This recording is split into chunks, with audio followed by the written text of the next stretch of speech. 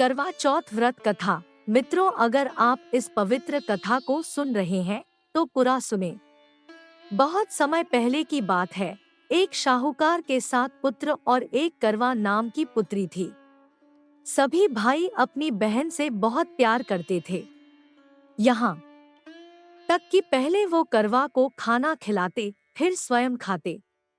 एक बार उनकी बहन ससुराल से मायके आई थी। जब शाम को सारे भाई अपने काम से वापस लौटे तो बहन को बहुत बेचैन पाया। भाइयों द्वारा रात को खाना खाने के लिए आग्रह करने पर भी बहन ने मना कर दिया। वजह पूछने पर बहन ने बताया कि आज करवा चौथ का व्रत है और वो खाना चांद को अर्घ्य देने के बाद ही ग्रहण करेगी। क्योंकि चंद्रमा अभी तक नहीं निकला है, इसलिए वह खाना भी नहीं खाएगी और व्याकुल थी। सबसे छोटे भाई से बहन की ये हालत देखी नहीं गई और वह दूर पीपल के एक पेड़ पर दिया जलाकर रख देता है। दूर से ऐसा प्रतीत हो रहा था जैसे कि चतुर्थी का चांद उदय हो रहा हो। फिर भाई अपनी बहन को बताता है कि चांद निकल आया है और वो अर्घ्य देने के बाद भोजन कर सकती है। बहन खुशी से जल्दी जल्दी चांद को अर्घ्य देकर भोजन ग्रहण करने लग जाती है। लेकिन जैसे ही वो पहला निवाला मुख में डालने लगती है तभी उसको छींक आ जाती है। दूसरा निवाला मुंह में डालने लगती है तो उसमें बाल आ जाते हैं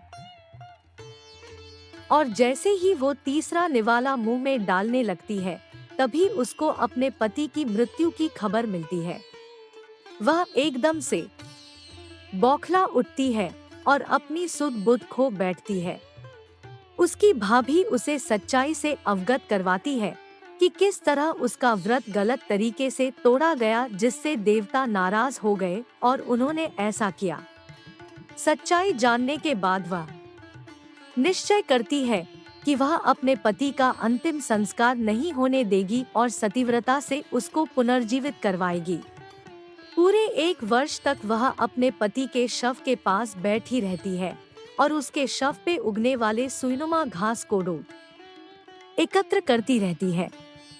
1 साल बाद फिर करवा चौथ का व्रत आता है और उसकी भाभियां उससे करवा चौथ का आशीर्वाद लेने आती है तो वो प्रत्येक को वह सुईनुमा घास पकड़ते हुई कहती है कि यम सुई ले लो, ये सुई दे दो, मुझे भी अपनी जैसी सुहागन बना दो। यह आग्रह सुनकर हर भाभी उससे अगली भाभी से आग्रह करने का परामर्श देती है। इसी तरह जब छठे भाई की बीवी की बारी आती है तो वह कहती है कि चूंकि सबसे छोटे भाई की वजह से उसके पति की मृत्यु हुई है, इसलिए केवल उसकी पत्नी में ही यह कर सकती है जिससे तुम्हारा पति फिर से जीवित हो सकता है। जब वो तुमसे आशीर्वाद लेने आए तो उसे पकड़ लेना और इच्छा पूरी होने तक छोड़ना मत। जब सबसे छोटी भाभी आशीर्वाद लेने आती है तो करवा उससे सुहागन बनने का आग्रह करती है, लेकिन वह टालमटोल करने लगती है। करवा उसे और कस के पकड़ लेती है और अपने पति को जिंदा करने को कहती है। भाभी छूटने के लिए उसे खींचती है, नोचती है, लेकिन करवा उसे नहीं छोड़ती। अंत में उसकी तपस्या देख भाभी पसीज जाती है और अपनी छोटी उंगली को चीर उसमें से अमृत निकाल उसके पति के मुंह में डाल देती है। इतने में ही उसका पति श्री गणेश का मंत्रोच्चारण करता पुनः जीवित हो जाते हैं। इस प्रकार प्रभु कृपा से उसका पति फिर से जीवित हो जाता है। हे श्री गणेश, माँ गौरी, जिस प्रकार करवा को चिर सुहागन का वरदान आपसे मिला है, वैसा ही सब सुहागिनों को मिले।